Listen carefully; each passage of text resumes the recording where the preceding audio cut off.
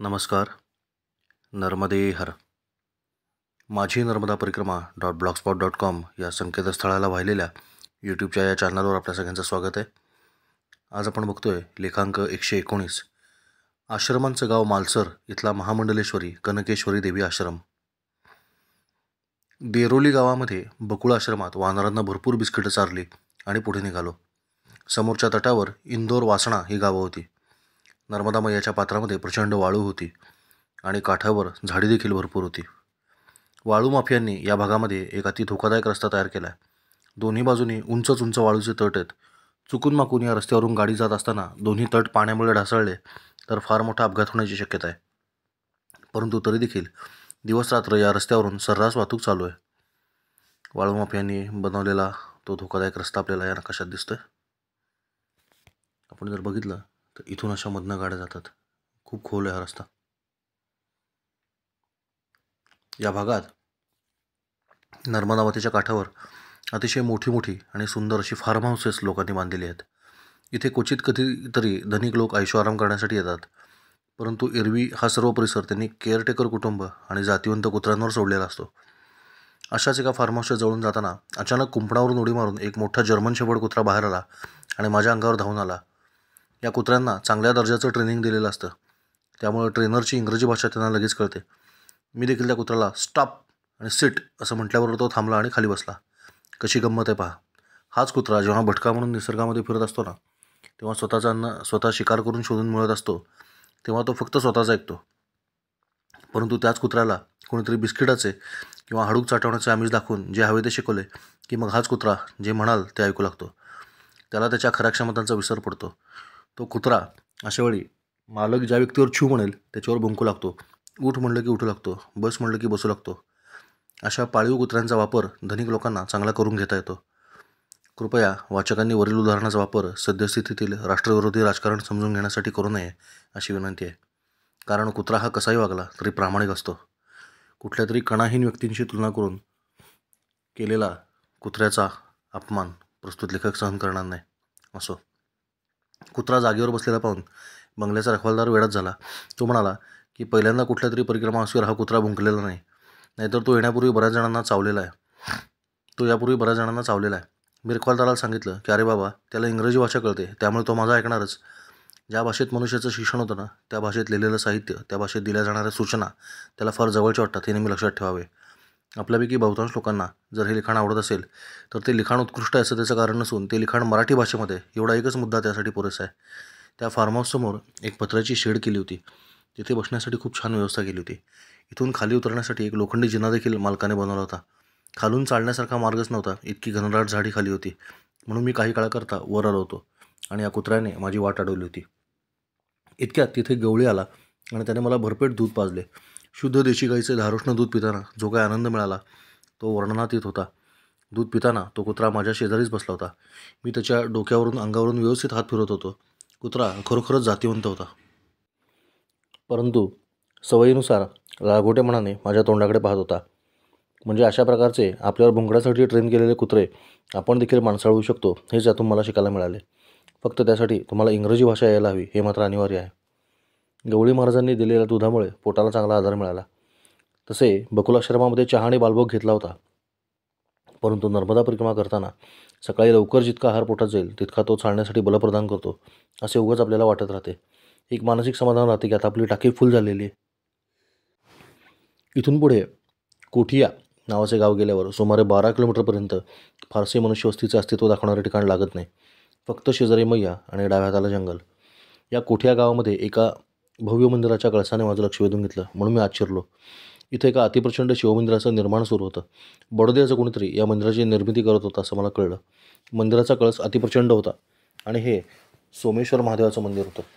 अतिशय शास्त्रशुद्ध पद्धतीनं मंदिराचं बांधकाम सुरू होतं. मंदिराची बांधकामे जवळून पाहिलेली असल्यामुळे मला त्यामध्ये असलेल्या अडचणींची चांगली कल्पना आहे. याही मंदिराचे 80% काम पूर्ण झाले होते.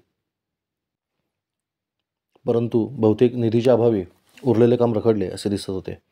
त्यामुळे इतक्या प्रचंड वास्तूमध्ये इथेच पडलेले कोरीव काम करून ठेवलेले दगड आणि मंदिराची अर्धवट बांधून झालेली वास्तू वगळता कोणीही नव्हते. अक्षरशः सुरक्षारक्षक देखील ठेवलेला नव्हता.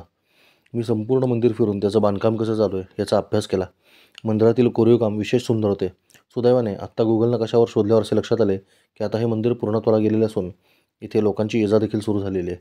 मंदिर फारच सुंदर आहे. या मंदिराचे काही फोटो गुगल नकाशावर मिळाले ते आपल्यासाठी सोबत जोडतोय. हेच ते कोठी या गावामध्ये नवीनच बांधण्यात आलेलं सोमेश्वराचं अप्रतिम असं देवालय. गाभारा आहे. सुंदर असं अप्रतिम कोरीव काम छतावरती खांबांवरती आपल्याला दिसतं.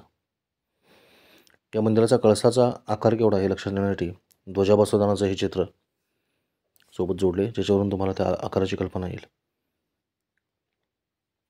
सोमेश्वर महादेवाचं मंदिर थोडंसं बाहेर आहे, परंतु कोठी या गावाच्या मधोमध चंद्रमौळेश्वर महादेवाचं मंदिर आहे.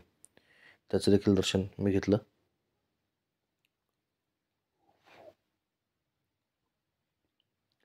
इथून पुढे मैयाच्या वळणावर रणापूर नावाचं गाव आहे. नर्मदा मैयाच्या काठावरील अन्य सर्व गावांप्रमाणेच हे देखील एक छोटंसं स्वयंसिद्ध आणि टुमदार असं गाव आहे. गावामध्ये कंबुकेश्वर महादेवाचं मंदिर आहे. त्याचं वैशिष्ट्य असं की जगातील फक्त याच शिवमंदिरामध्ये शंखजलाने महादेवांना अभिषेक करता येतो, अन्यत्र कुठे असा करता येत नाही. ही माहिती नर्मदा परिक्रमेचं जे छोटंसं पुस्तक माझ्यासोबत होतं त्यामध्ये आत्मकृष्ण महाराजांनी लिहून ठेवलेली आहे. त्याप्रमाणे मी महादेवांना मंदिरात ठेवलेल्या शंखाने जलाभिषेक केला. महादेवाची स्तवने नेहमीप्रमाणे या मंदिरामध्ये गायली. मंदिर जुनं आणि साधं होतं. आता बहुतेक ग्रामस्थांनी याचा जीर्णोद्धार सुरू केला असं दिसतं. हे आहेत कंबुकेश्वर महादेव आणि जलाभिषेक करण्यासाठी शेजारी ठेवलेला शंख. कंबुकेश्वराला जलाभिषेक करताना एक माताराम आपल्याला दिसत आहेत. या गावात अजून काही मंदिर आहेत. रणछोडराय आणि बलराम यांचं एक मंदिर आहे. यातले विग्रह खूपच सुंदर आहेत. हे रणछोडराय आणि बलराम. त्याचबरोबर केसरी हनुमंताचं मंदिर आहे, जे अतिशय सुंदर पद्धतीनं बांधलेलं आहे. लाल दगडामध्ये बांधलेलं केसरी हनुमंताचं हे मंदिर. या गावातून बाहेर पडताना मैयाच्या काठावर एक भव्य पिंपळाचं झाड आहे. तिथून मैयाचं भव्य दिव्य वळण फार सुंदर दिसतं. अतिशय मनमोहक असं हे दृश्य आहे.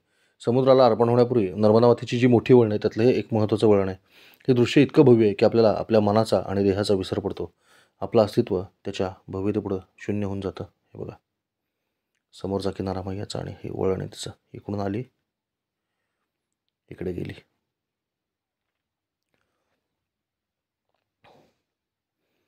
त्या भागामध्ये मला एक वनस्पती सर्वत्र आढळली. हिची पानं औदुंबराच्या पानासारखीच होती, परंतु आकाराने खूप मोठी होती.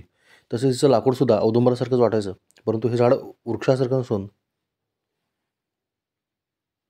थोडंसं खुरटं राहणार असं आहे. या झाडाची वाढ देखील प्रचंड वेगाने होते असं मला जाणवले. सुदैवाने गुगल नकाशावर या झाडाचा एक फोटो सापडला. कृपया वृक्षतज्ञांनी हा कुठला वृक्ष आहे ते जरा सांगावं. हे बघा, बघितल्यावर औदुंबर वाटतो, पण तसा नाही येतो. श्रब कॅटेगरीतलं झाड आहे. या गावातून बाहेर पडताना काठावरती मला एक असा आश्रम सापडला जो पूर्णपणे बंद पडलेला आहे. हे एक असे अन्नक्षेत्र होते जिथे एकेकाळी खूप सुबत्ता असावी असं पाहिल्यावर जाणवत होतं, परंतु अचानक तो आश्रम सोडून कोणीतरी निघून गेला असावं. त्यामुळे त्या आश्रमाची पूर्ती राया गेली होती. नर्मदा खंडामध्ये जाऊन आश्रम स्थापन करण्याची इच्छा अनेकांना असते. त्या लोकांनी नेहमी लक्षात ठेवावे की आश्रमाकडे लक्ष दिले नाही तर त्याची अवस्था अशी देखील होऊ शकते. त्यापेक्षा आहे त्याच आश्रमांना बळ देणं कधीही श्रेष्ठ. या विषयावर भरपूर चिंतन करून माझे एक गुरुबंधू आहेत मिलिंद भारदे म्हणून, त्यांनी एक उपाय शोधून काढला आहे. त्यांनी दुचाकीवर नेता येणारा एक आश्रम आणि चारचाकीमध्ये बनवलेला कारावांसारखा फिरता आश्रम असे 2 आश्रम तयार केलेत. ज्यामुळे हे आश्रम चालक चक्क तो आश्रम चालवत जिथे गरज आहे अशा ठिकाणी नेऊन उभा करू शकतो आणि तिथून चहा, बालभोग किंवा भोजनप्रसादी याची व्यवस्था परिक्रमावासियांसाठी करू शकतात. निवासासाठी या गाडीमध्ये तंबूंची व्यवस्था केलेली असते. असो, इथून पुढे दिवेर नावाचं गाव लागतं. म्हणजे आपल्याला गाव दिसत नाही, पण वाळूचा प्रचंड मोठा किनारा या गावाला लाभला आहे. या किनाऱ्याची स्थानिक लोकांनी बीच करून टाकली. त्यामुळं एका बीचवर चालतात त्या सर्व घडामोडी इथं देखील चालतात. सुदैवाने भर उन्हाची वेळ असल्यामुळे मी तिकडून जाताना तिथं कोणीच नव्हतं, परंतु संध्याकाळी मात्र इथं पाऊल ठेवायला जागा नसते असे गुगलवरचे फोटो पाहिल्यावर लक्षात आलं. आणि लोकांनी केलेला कचरा देखील तेच सांगत होता. इथे उंट आहेत, घोडे आहेत, वाळवंटात चालवायच्या गाड्या आहेत, नौका आहेत, पाण्यात खेळण्यासाठी विविध प्रकारची तरंगणारी खेळणी आहेत, खाण्यापिण्याची रेलचल आहे. इतकंच काय, इथं पॅराग्लायडिंग देखील चालतं. परंतु मी जाताना मात्र ही संपूर्ण बीच रिकामी होती आणि एका रांगेत बांधलेली तात्पुरती तंबूचा दुकानं वगळता इथं काहीच दिसत नव्हतं. इथला वाळूचा किनारा संपृक्त होता, ज्यामुळं प्रचंड प्रमाणात इथं वाळू दिसत होती. दिवेरच्या किनाऱ्यावरची दुकानं आणि वाळूचा किनारा आपण बघतोय.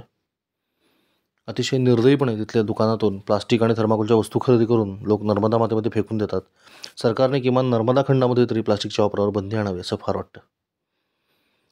अशा स्वार्थी लोकांच्या गर्दीमध्ये जेव्हा एखादं देवभक्त पिल्लू, बालक अशा प्रकारे नर्मदा मातेच्या काठावर बसून परमेश्वराची उपासना करताना दिसतं, तेव्हा ते चित्र फार आश्वासक वाटतं. अशी अनेक बालके मी परिक्रमेमध्ये पाहिली. हे केवळ एक प्रातिनिधिक चित्र आहे. खऱ्या देवभक्ताला पूजेसाठी फार कोरीवकाम असलेल्या मूर्तीची गरज नसते, तर वाळूतून बसल्या बसल्या त्याने निर्माण केलेली एखादी ही शिवलिंगाची आकृती देखील शिवस्वरूप बनवून ती पूजा स्वीकारते. हा वाळूचा किनारा इतका भव्य दिव्य आहे की इथं हौशी लोक पॅराग्लायडिंगसुद्धा करतात. पॅराग्लायडरना उड्डाण करण्यासाठी लागणारी सपाट, लांब, सुरक्षित आणि मऊशार जागा इथं उपलब्ध आहे. इथे इतकी वाळू आहे की कितीही खोल गेलं तरी वाळू संपत नाही. नर्मदा मातेचं पाणी उतरल्यावर तुम्हाला इथं किती वाळू आहे त्याचा अंदाज येतो. धर्मांतरण केल्यामुळे किंवा श्रद्धेचा लय झाल्यामुळे लोकांनी घराबाहेर काढलेले देवदेवतांचे फोटो, प्रतिमा, मूर्ती, देवहारे यांचा ढीग आपल्याला नर्मदेकाठी सापडतो. हे चित्र मनाला अतिशय वेदना देणार आहे. चालताना जपून चालावं लागत होतं. पाणी अतिशय स्वच्छ होतं. त्यामुळे अगदी 5-10 फुटापर्यंतचा तळ स्वच्छ दिसत होता. वाळूचा उतार पाण्यामध्ये होता, परंतु मागे आपल्याला सांगितलं त्याप्रमाणे तिथे भूमिगत जलप्रवाह असतो. तिथली वाळू फार भुसभुशीत झालेली असते. असा एक वाळूचा टापू मला लागला जो बराच मोठा होता. तिथून मी पुढे गेलो आणि माझ्या लक्षात आले की काही वयस्कर माताराम ज्या बस परिक्रमेमध्ये असाव्यात त्या स्नानासाठी याच ठिकाणी निघाल्या होत्या. साधारण 60-70 जणी होत्या. मी धावत जाऊन त्यांना अडवलं आणि स्नानासाठी योग्य ती जागा दाखवली. त्या सर्वांनी परिक्रमावासी म्हणून मला नमस्कार केला. तिथून पुढे मी निघालो. रात्री कपडे फारसे वाळत नाहीत, कारण नर्मदा मातेच्या काठावर बऱ्यापैकी आर्द्रता असते. त्यामुळे न वाळलेले कपडे मी झोळीला लटकून ठेवत असे. लंगोटी, गमछा आणि भरूचमध्ये मला मिळालेली जॉकीचं अंतरवस्त्र असं सगळं नेहमी माझ्या झोळीला लटकलेलं असायचं. या निमित्ताने एक सूचना करावीशी वाटते. आयुष्यामध्ये नेहमीच ही सवय असावी, म्हणजे आपली सर्व अंतरवस्त्र आणि वस्त्र स्वच्छ कोरडी असावीत. परिक्रमेमध्ये तर कटाक्षाने सगळी वस्त्र कोरडी राहतील याची काळजी आपण घ्यावी. आधीच भरपूर चालल्यामुळे प्रचंड घाम येत असतो. त्यामध्ये अनेक जलस्रोत पार करावे लागतात. त्यामुळे नेसलेली वस्त्रे ओली होतात. ती कडकडीत वाळवावीत, अन्यथा त्वचारोगांना ते आमंत्रण ठरू शकतं. अशा रीतीने मी जात असताना दुकानांच्या ज्या राहुट्या पडल्या होत्या त्यामध्ये बसलेल्या एका केवट मुलाने माझं चित्रीकरण सुरू केलं. मी जात असताना त्यानं एक छोटासा व्हिडिओ घेतला आणि मला हाक मारून माझा फोन नंबर विचारू लागला. माझ्याकडे फोन नाही हे कळल्यावर मी वर सांगितलेल्या मित्राच्या क्रमांकावर त्याने तो व्हिडिओ पाठवून दिला. लावरी तो व्हिडिओ.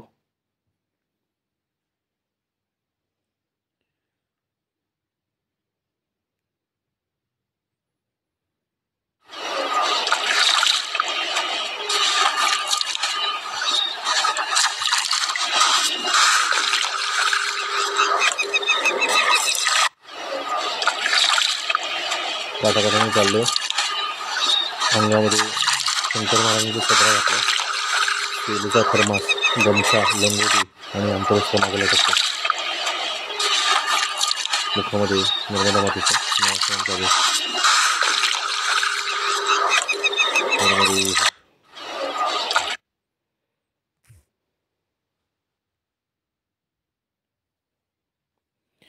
नर्मदा माईच्या काठाने चालताना खूप काळजी घ्यावी लागते. चालताना तुमच्या पायाचा चुकूनही तिला स्पर्श होऊ नये याची काळजी घ्यावी.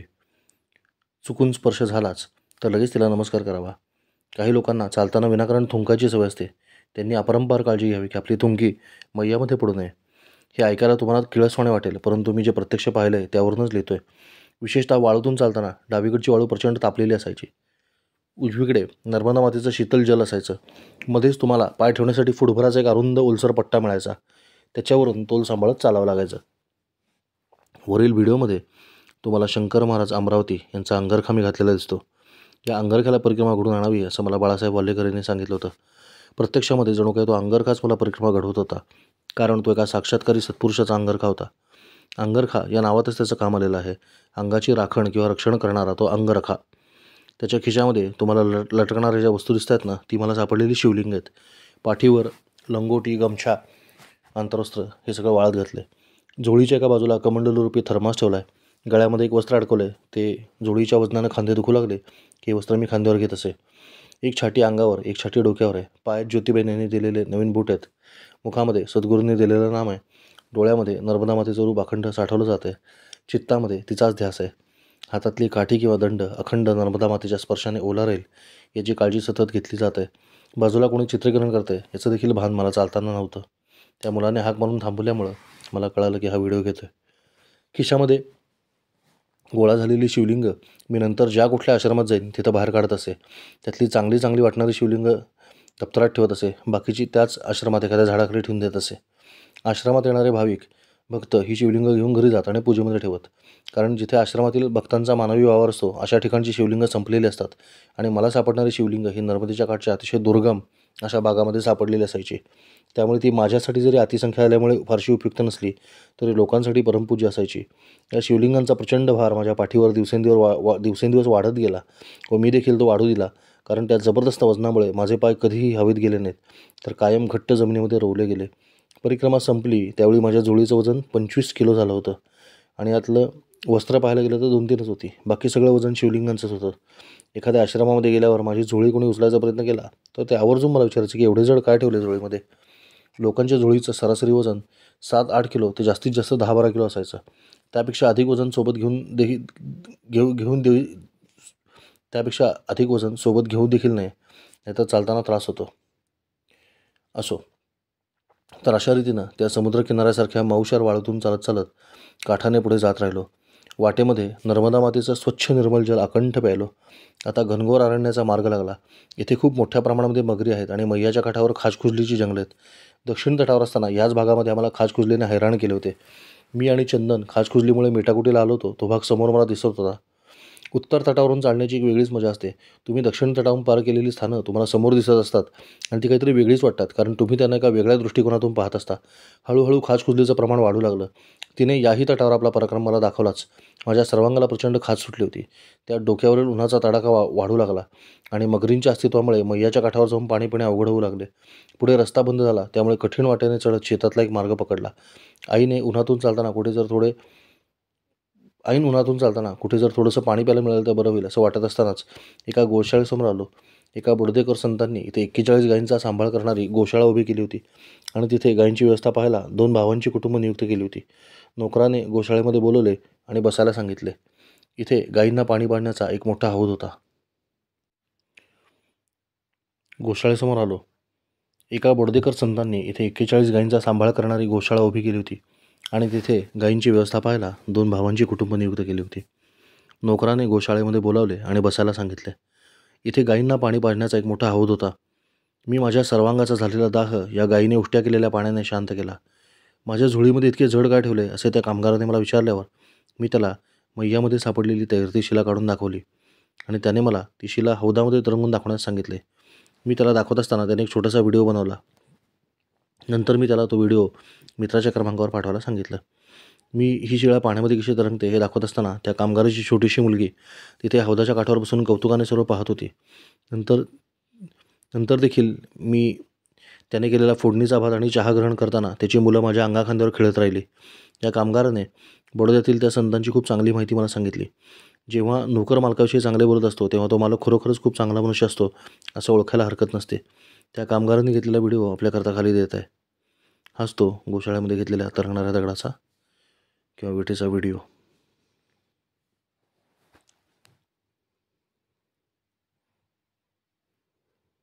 नर्मदा मैया के किनारे में मणिनागेश्वर और शाश्वत मारुति धाम करके दक्षिण तट पे है, उसके सामने मोतीपुरला करके गाँव है, जहाँ तक समुद्र का पानी लगभग उल्टा आ जाता है भरूच तक. तो वहाँ पे नर्मदा मैया में ये पत्थर मुझे मिला कल, मेरा 100वां दिन का परिक्रमा था. इस पत्थर की विशेषता यह है कि भारी पत्थर है लेकिन पानी में इस तरह से तैरता है. ऐसे कहा जाता है कि राम जी ने जब सेतु बनाया था लंका जाने के लिए तो हनुमान जी ने जिस भी पत्थर को छुआ उससे पत्थर तैरते थे. तो उसी प्रकार का ये पत्थर है. ऐसे एक पत्थर का इधर मंदिर बकुल आश्रम करके है पीछे, इस आश्रम में है कोहना गांव में. आप देख सकते हो पत्थर आसानी से तैरा. उठा बोला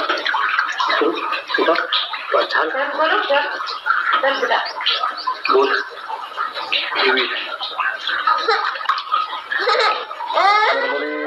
नर्मदे. असा हा दगड.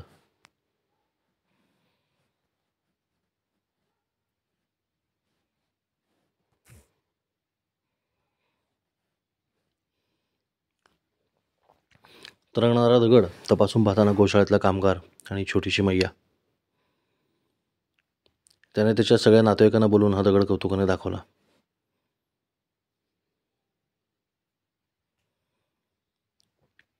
नर्मदा मातेचं भव्य पात्र आपल्याला दिसतंय आणि त्याच्या शेजारी हिरव्या रंगाच्या बाणाने दाखवलेली जी झाडी ना ती खाजकुजलीचं जंगल आहे आणि लाल बाणाने दाखवलंय ती बडोद्याच्या संतांची गोशाळा आहे. मध्ये वाळूचं बेट आहे मोठ्याच्या मोठं, दोन्ही बाजूने नर्मदा मैया वाहते. खाजकुजलीने आपला प्रताप दाखवलेला असल्यामुळं आणि पुढे शेवटपर्यंत तिचं जंगल दिसत असल्यामुळं मी शेतातल्या मार्गाने चालत मालसर गाव वाटलं. वाटेमध्ये तुम्हाला भेटणारे परिक्रमावासी एखाद्या गावाबद्दल किंवा आश्रमाबद्दल माहिती सांगत असतात. विशेषतः मी परिक्रमा जबलपूर या अनवट घाटावरून सुरू केली असल्यामुळं मला भेटणारे परिक्रमावासी हे अर्धी अधिक परिक्रमा पूर्ण केलेलेच भेटायचे. त्यामुळे मला काही गावांबद्दल किंवा आश्रमाबद्दल माहिती देऊन ठेवायचे. नाही म्हणलं तर या स्मृती योग्य वेळी योग्य गाव आल्यावर आपोआप जागृत व्हायच्या. मला सारंगदेव या मुंबईच्या मुलाने सांगितलं होतं की तू मालसर गावामध्ये गेलास की तुला 30पेक्षा अधिक आश्रम दिसतील आणि सर्वजण तुला मुक्कामासाठी बोलवतील, परंतु तू कनकेश्वरी माताजी यांच्या आश्रमामध्येच मुक्काम कर. का ते त्याने सांगितलं नाही, परंतु जा एवढं नक्की सांगितलं. अखेरीस आसा आणि मालसर या 2 गावांना जोडणारा एक पूल माझ्या डोक्यावरून गेला. हाच तो पूल आहे. त्याच्या दोन्ही बाजूनी खाजकुजलीची चांगली झाडी आहे. या पुलाखालून चालत मालसर गावामध्ये दाखल झालो. एकाच गावामध्ये 30पेक्षा अधिक आश्रम असणे हेच माझ्यासाठी एक आश्चर्यकारक होते, कारण आत्तापर्यंत कुठल्याही गावात एवढे आश्रम मी पाहिले नव्हते. इथे मला सर्व 30 आश्रम काही पाहायला नाही मिळाले, परंतु गावात आश्रम भरपूर होते एवढं नक्की. उन्हाने भाजून आणि खाजकुजलीमुळे थकून मी या गावात आलो होतो. मला कधीकदा कुठेतरी आसन लावतो असे झाले होते.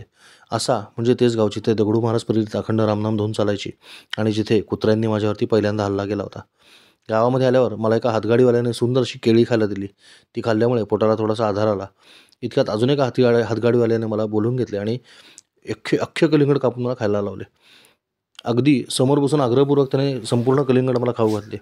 परिक्रमेमध्ये तुमची भूक राक्षसासारखी झालेली असते. मी अर्धा डझन केळी आणि एक मध्यम आकाराचे अख्खे कलिंगड एकट्याने फस्त केले. बहुतेक मला खाताना बघून आजूबाजूला जमलेले लोक हसत असावेत, परंतु मला त्यांच्याशी काही देणेघेणे नव्हते. आपल्याला देणारा मैयाच्या नावाने देत होता आणि आपण मैयाच्या नावाने घेत होतो. घेतले नाही तरी पंचायत होते. हा अनुभव असल्यामुळे नाही म्हणायचा विषयच नव्हता. आयुष्यात आपण बऱ्याच वेळेला स्वतःची बुद्धी पणाला लावून समोर आलेल्या संधींना नाही नाही असे म्हणत नाकारत असतो. देव सर्वांना समान संधी देत असतो असं माझं मत आहे. फार कमी लोक आहेत की जे योग्य संधी ओळखून ती स्वीकारतात. आपण स्वतःचे डोके लावले की देवाची कृपा आपण नाकारत असतो. याचा अर्थ स्वतःचे डोके लावूच नाही असे नाही. योग्य वेळी आता स्वतःचे डोके लाव अशी बुद्धी देखील देवच तुम्हाला देत असतो. आता देव म्हणजे तुम्ही त्याला काही नाव द्या, परंतु विश्वाची नियंती किंवा नियंत्रण करणारी अशी शक्ती, असा मला त्याचा अपेक्षित असलेला अर्थ आहे. या मालसर गावामध्ये खूप सारे आश्रम होते, परंतु कलिंगडवाल्या माणसानं देखील मला कनकेश्वरी देवींच्या आश्रमात जास्त सांगितलं. किंबहुना त्याने आश्रमाचे नाव सांगितल्यावरच मला सारंगदेवने सुद्धा कनकेश्वरी देवींचा आश्रम सुचवल्याचा प्रसंग आठवला होता. क्षमस्व.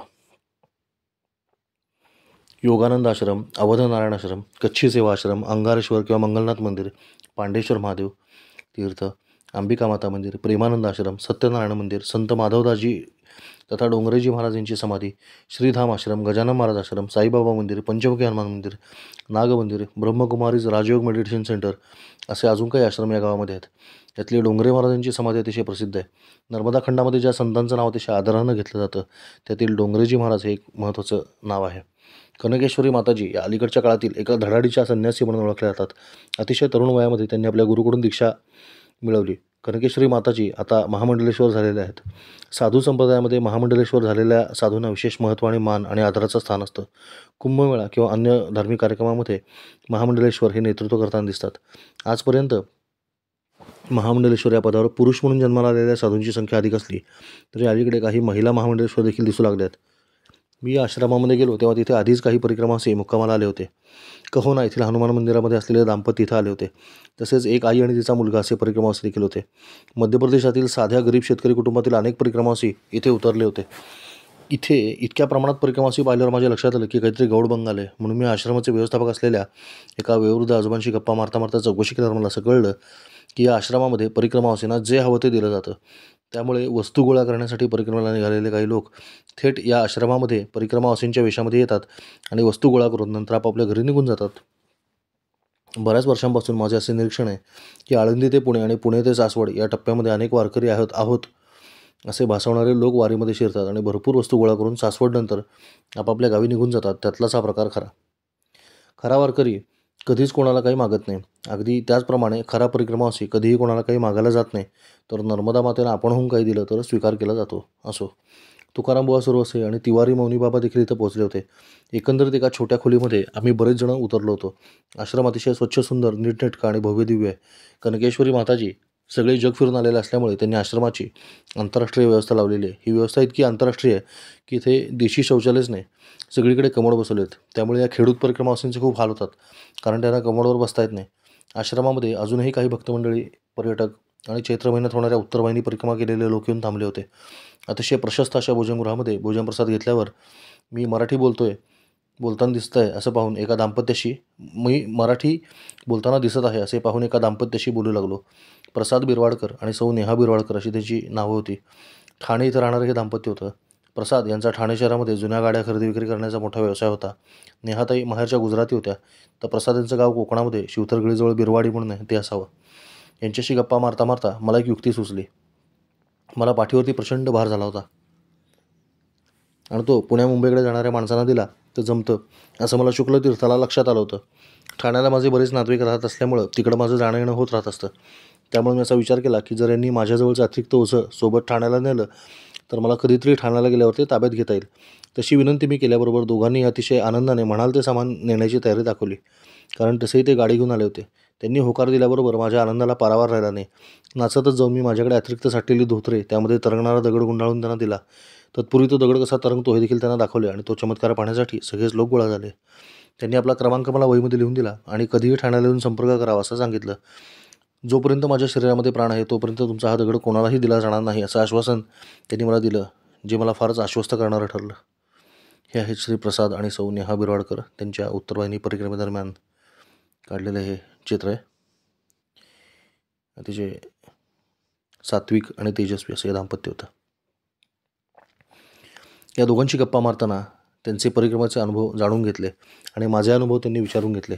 विशेषतः बोलता बोलता त्यांना मी एक उदाहरण दिले आणि दोघांच्या डोळ्यात पाणी आले, कारण ते दुपारीच कुठल्या तरी संतांना भेटून आले होते.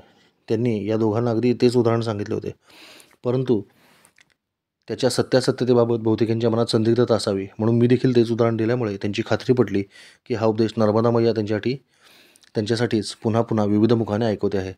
त्यांनी मला तुमचे नर्मदा परिक्रमेचा अनुभव सांगा असे म्हटल्यावर मी त्यांना म्हणालो होतो की एखाद्या स्त्रीची कल्पना करा. ती कोणाची तरी माता आहे, कोणाची तरी कन्या आहे, कोणाची तरी पत्नी आहे, कोणाची तरी मैत्रीण आहे, कोणाची तरी बहीण आहे. जरी व्यक्ती एकच असली तरी तिच्या आजूबाजूला असलेल्या प्रत्येक माणसाला येणारा अनुभव वेगळा आहे. पित्याला कन्या म्हणून तिचा अनुभव येतो आहे, मुलाला आई म्हणून अनुभव येतो आहे, पतीला पत्नीचा अनुभव येतो आहे, मित्राला मैत्रिणीचा अनुभव येतो आहे, तर भावाला बहिणीचा अनुभव येतो आहे. याचा अर्थ व्यक्ती जरी एक असली तरी समोरच्या व्यक्तीच्या मनामध्ये त्या व्यक्तीबद्दल भाव कसा आहे यावरून त्याला किंवा तिला येणारा अनुभव ठरत असतो. अगदी त्याचप्रमाणे नर्मदा मैया जरी एकच असली तरी परिक्रमा करणाऱ्या प्रत्येक परिक्रमावासीच्या मनामध्ये तिच्याबद्दल काय भाव आहे त्यानुसार त्याला वेगळी वेगळी अनुभूती ती देते. असे मी सांगितल्याबरोबर नेहाताई डोळे पुसू लागल्या, कारण दुपारी त्यांना त्या संतांनी अगदी याच शब्दात सांगितलं होतं. त्यांनी मला विचारले की असं कसं काय झालं, तुमच्या दोघांचा काही संबंध नसताना दोघांनी एकच उदाहरण कसं काय दिलं. त्यावर माझ्या मुखातून खालीलप्रमाणे उत्तर मैयाने देववलं. मी म्हणालो, यालाच तर ज्ञान असं म्हणतात. ज्ञान ही अशी शाश्वत गोष्ट आहे जी विश्वामध्ये सर्वत्र व्यापून उरलेली आहे. फक्त ते ग्रहण करण्याची क्षमता, तरलता तुमच्या अंतःकरणामध्ये निर्माण झाली की तुम्हाला ते ज्ञान स्फुरू लागतं. स्फुरण रूपानं जे जाणवतं ते ज्ञान, मग ते कोणालाही कुठेही कधीही कसंही जाणवू शकतं. त्या ज्ञानावर एका कोणाचा मक्ता नसतो. समर्थ व्यक्तीचा कृपाहस्त तुमच्या डोक्यावर असेल तर रेडासुद्धा वेद बोलतो, हे आपण पाहिलेलं आहे. काय सामर्थ्य असेल त्या माऊलीचे, आहा. काय सांगू देवा ज्ञानोबाची ख्याती, वेद महिषामुखी बोलविले, वेद महिषामुखी बोलविले. हे अतिशय आवडता असा अभंग आहे माझा. त्याच ज्ञानेश्वर माऊलींची एक खूप सुंदर ओवी आहे. एरवी सर्वांचे हृदय देशी, मी अमुक आहे ऐसी, जे वृत्ती स्फुरे अहर्निशी, ते वस्तू गा मी. अर्थात प्रत्येकाच्या हृदयामध्ये मी आहे अशा स्फुरणरूपानं जे तत्त्व वास करते ते तत्त्व म्हणजेच मी होय. गप्पा मारता मारता बराच उशीर झाला. त्या दोघांना दुसऱ्या दिवशी ड्रायव्हिंग करायचं होतं म्हणून मी त्यांची रजा घेतली आणि नंदरादेवीला स्वाधीन झालो. मालसर गावातनं नर्मदा मातेचं होणारं हे रमणीय दर्शन आहे. महामंडलेश्वरी कनकेश्वरी माताजी यांचा सद्गुरुधाम आश्रम समोरून असा दिसतो. आश्रमामध्ये महादेवाची छोटीशी शिवपिंडी आणि चौकातला गेलेला बगीचा, प्रशस्त असा भोजन कक्ष, उत्तम व्यवस्था हे आश्रमाचं वैशिष्ट्य आहे. खांबावरती गुरुदेवांची प्रतिमा लावली आणि स्वतः महामंडलेश्वरी कनकेश्वरी माताजी आपल्या भक्तांशी इथं साधतायत असं जंगले छायाचित्र. दुर्दैवाने आम्ही गेलो तेव्हा माताजी कुठल्या तरी धार्मिक यात्रेवर गेल्यामुळे त्यांचं दर्शन नाही होऊ शकलं, परंतु नर्मदा खंडामध्ये अनेक ठिकाणी त्यांचं नाव मात्र मला ऐकायला मिळालं. श्री प्रसाद आणि सौ नेहा बिरवाडकर यांच्यासोबत याच खुर्च्यांवर बसून बराच काळ आम्ही गप्पा मारल्या, हितगुज साधलं. गंमत म्हणजे नंतर अर्थात परिक्रमा पूर्ण झाल्यावरच प्रसाद बिरवाडकर यांचा क्रमांक माझ्याकडून गहाळ झाला आणि त्यांचं नाव देखील मी विसरून गेलो. परंतु एक दिवस अचानक माझ्यासमोर जुन्या गाड्या खरेदी विक्रीची जाहिरात आली, ज्यात त्यांचं नाव पाहिलं आणि मला सगळा प्रसंग आठवला. आणि मग त्यांना भाष करून ठाण्याला जाऊन तरंगणारा दगड ताब्यामध्ये घेतला. त्यावेळी त्या दोघांना जो काही आनंद झाला होता तो केवळ अवर्णनीय असा होता. नेहाताईंनी ठाणे ते पुणे या किरकोळ प्रवासासाठी सुद्धा मला सागरसंगीत डबा करून सोबत दिला होता. इतके या दोघांचे प्रेम मला लाभले. नर्मदा मातेची सर्व लेकरं कायम भावंडाप्रमाणे राहतात, मग रक्ताचे नातं असो किंवा नसो. मुळात त्या सर्वांच्या धमन्यांमधून वाहणारं जे रक्त आहे ना, त्यातला 80% जलांश हा नर्मदा मातेचाच असतो ना, कारण परिक्रमेदरम्यान अखंड नर्मदा मातेचं जलच प्राशन घडत असतं. त्यामुळं ह्याला रक्ताचं नातं म्हणायला काय हरकत आहे. असो, मी झोपायला आलो तेव्हा एक मजेशीर घटना घडली. तिवारी बाबा मौनामध्ये असला तरी मला काहीतरी सांगायचा प्रयत्न करत होता. मला काही केला तो काय सांगतोय कळाले नाही. काल कहोना मारुती मंदिरात मुक्काम केला होता, तिथे देखील तो मला काहीतरी सांगू पाहत होता. अखेरीस त्याने कुठून तरी कागद आणि पेन आणलं आणि मला त्या कागदावर त्यानं लिहून दिलं, वह दोनों चोर है. बापरे, परिक्रमावासी आणि चोर. त्याने कपाळावर हात मारून घेतला आणि मला मनातच सांगू लागला की कालपासूनही तुला सांगायचा मी प्रयत्न करतोय, तू मात्र काळजी घेत नाहीस. परंतु ते समजा दोघं चोर असतील तरी मला गमवायचे काय होते हेच मला कळले नाही.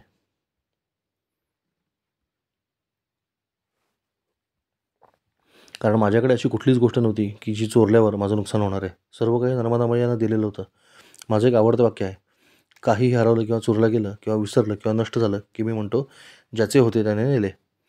अगदी नात्यांच्या बाबतीत सुद्धा हे शाश्वत सत्य आहे. जे तुमचे आहे ते तुमच्यापासून कोणीही हिरावून घेऊ शकत नाही. आणि जर तुमच्यापासून हिरावलं गेलेलं दिसत असेल तर ते तुमचं असू शकत नाही. परंतु ते दोघे कोण आहेत हे मला काही कळेना. तिवारी बाबा आतमध्ये येऊन अंगुली निर्देश करून दाखवायला नकार देऊ लागला. तिथे अशा बऱ्याच परिक्रमावासींच्या जोड्या होत्या. पती पत्नी, मित्र भाऊ भाऊ, स्नेही स्नेही, गुरु शिष्य आणि आई मुलगा यातली नक्की कुठली जोडी ते मला कळेना. शेवटी तिवारी बाबाने पाळण्यात ठेवलेल्या मुलाची नक्कल करून मला आई मुलगा चोर आहेत हे सांगितले. त्याचे असे म्हणणे होते की कालपासून ते दोघे माझ्या मागावर असून त्यांना माझी झोळी तपासून काही चोरता येते का ते पाहायचं आहे. बहुतेक माझ्या हातामध्ये मोबाईल दिसत नाही, म्हणजे मी माझ्या झोळीमध्ये ठेवलेला असणार असा समज त्यांनी करून घेतलेला असावा.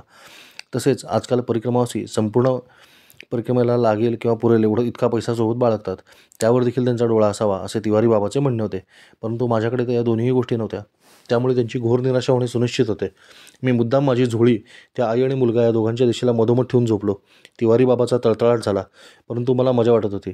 अखेरीस पहाटे लवकर उठून सर्व आटोपल्यावर आश्रमाची व्यवस्था बघणारे आजोबा माझ्याकडे आले आणि माझ्याकडे काय कमी आहे त्यांनी मला विचारले. तसं पाहायला गेलं तर माझ्याकडे सर्वच गोष्टी होत्या, परंतु तरी देखील त्यांनी मला आग्रहाने एक पातळ धोतर आणि एक गुलाबी गमछा दिला. मला या दोन्ही गोष्टी खरं तर नको होत्या, परंतु नाही म्हणायचे नाही त्यामुळे त्या स्वीकारल्या. नाही म्हणायचे नाही या न्यायामुळे त्या स्वीकाराव्या लागल्या. पुढे मी त्याचं काय केलं हे तुम्हाला योग्य वेळी सांगेनच. मध्येच कोणतरी मला एक टूथब्रश आणि टंग क्लिनर आणि टूथपेस्ट असा दंतशुद्धीचा संच भेट दिला होता. तो मात्र मी इथं विसरून गेलो. तुकाराम बुवा आणि मला मिळालेले सदरे देखील वाळत घातलेले इथेच राहून गेले. या जगामध्ये काहीतरी गेल्याशिवाय दुसरं काही मिळत नाही हे नेहमी लक्षात ठेवावं. आणि काहीही न गमावता जर गोष्टी तुमच्या खात्यामध्ये जमा होऊ लागल्या त्याची निश्चिंती बाळगावी की भविष्यात कधी ना कधी तुम्हाला हक्काच्या गोष्टी गमवाव्या लागणार आहेत. किमान माझे तरी निरीक्षण असेच आहे आणि हे अक्षयतेच्या शास्त्रीय सिद्धांताला धरून आहे. असो, पुढे डोंगरेजी महाराजांची समाधी लागते आणि त्यानंतर शिनोर नावाचं गाव लागतं. आश्रमामध्ये उत्तम अशी निवास व्यवस्था आहे आणि सुंदर असा विदेशी झाडांचा बाग बगीचा केला आहे. त्याच्यामुळे ती झाडं टिकत नाही ते बघा. ही सगळी बॉटल पाम्स आहेत, गेलेले आहेत, कारण ते या भूमीसाठी बनलेलं नाही झाडं. दुरून पाहिल्यावर प्रथमदर्शनीने राधाकृष्णाचं वाटणारं परंतु प्रत्यक्षामध्ये गोपीनाथ भगवान आणि सत्यनारायण भगवान यांचं असणारं हे सुंदरसं मंदिर. परिसरातल्या मंदिरांच्या कळसावर उगवणारी झाडं वेळोवेळी स्थानिक भाविकांनी काढावीत अशी त्यांना विनंती आहे, कारण त्याच्यामुळे मंदिराच्या रचनेला हळूहळू धोका उत्पन्न होतो. मी कुठल्याही मंदिरामध्ये किंवा घरामध्ये गेल्यावर वड, पिंपळ, औदुंबर अशी छोटी छोटी रोपं दिसली की ती लगेच काढून दुसरीकडे लावून टाकतो. इथं 94 सालापासून हरे कृष्ण कृष्ण कृष्ण हरे हरे, हरे राम राम राम हरे हरे या महामंत्राचा अखंड नामजप यज्ञ सुरू आहे. अतिशय सुंदर असं सत्यनारायण भगवंताचं मंदिर या आश्रमामध्ये. वैष्णव जन तो तेणे कहिये जे पीड पराई जाने रे, असा उपदेश करणारे जुनागड इथले संत नरसिंह मेहता यांचं देखील मंदिर इथं आहे. बऱ्याच लोकांना हा अभंग महात्मा गांधी यांनी लिहिला असं वाटतं, परंतु तसं नाही आहे. मी कीर्तनामध्ये नरसिंह मेहताबद्दल ऐकलं होतं. नरसिंह मेहता नामे, नरसिंह मेहता नामे, द्विजकुलभूषण जुनागडा माझी, होऊन गेला जाने, सच्चित घन श्याम ठेबिला राजी. ते हे नरसिंह मेहता.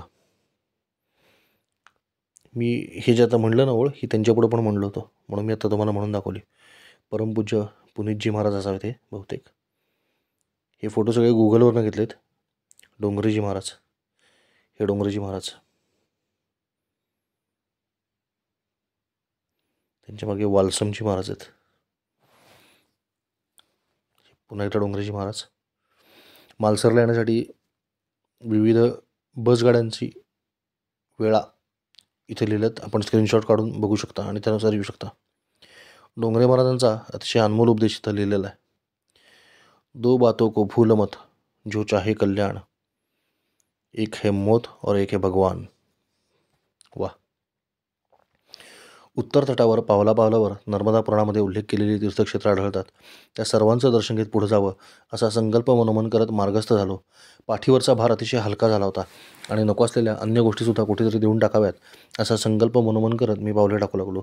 मुखामध्ये अखंड नर्मदा मातेचं नाम येत राहील याची काळजी परिसरातील लोक घेतात आणि कोणी परिक्रमावासी बाबाजी जाताना दिसला की एकमुखाने पुकारा करतात, नर्मदे हार.